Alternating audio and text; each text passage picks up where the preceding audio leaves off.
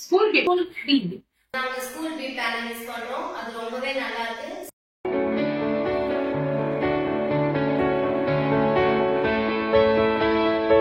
என்ன சப்ஜெக்ட் வேணுமோ அந்த டாபிக்கை செலக்ட் பண்ணி அந்த ஏரியா நடந்து வந்தது.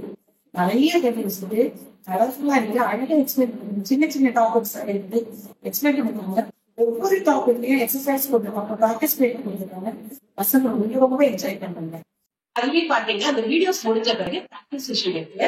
அந்த பிராக்டிஸ் செஷன்ல நிறைய ஆப்ஜெக்டிவ் டைப்ஸ் கொஸ்டின்ஸ் எல்லாம் கேட்டிருக்காங்க. நாம ஒரு கண்டென்ட் வந்து சொல்லிக் கொடுத்த பிறகு அது அந்த டைம்லயே நம்ம எவாலுவேட் பண்றது ரொம்ப யூஸ்ஃபுல்லாக இருக்கு. அதுலயுமே நிறைய லெவல்ஸ் இருக்கு. அதனால ஆல் டைப் ஆஃப் ஸ்டூடெண்ட்ஸும் அதை யூஸ் பண்றதுக்கு ரொம்ப ஹெல்ப்ஃபுல்லா இருக்கு. ரொம்ப எஃபெக்டிவா என்னன்னா சயின்ஸ் சப்ஜெக்டிவ் வீடியோஸ் மூலமா பார்க்கும்பொழுது ஸ்டூடெண்ட்ஸ்க்கு எல்லாமே இமேஜ் எல்லாமே கிளியரா புரியுது. செம்ம டெம் அப்படின் பொழுது காலேஜ் வைஸ்ல படிப்போம்.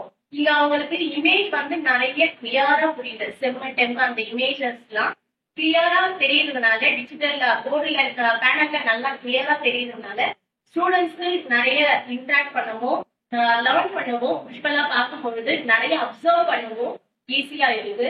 And here in this ERP, we can give our messages and we can mark attendance and our report cards and we can collect fees and the calendars and the homework. The special thing is the homework portion which the students can indulge in their work daily.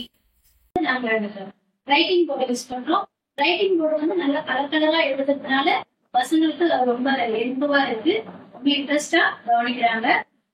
அது மட்டும் இல்லாம நாம இந்த பேனல ரெண்டா split பண்ணி ஒரு side வீடியோவும் ஒரு சைடு வந்து ரைட்டிங் போர்டாவும் நாங்க யூஸ் பண்றோம்.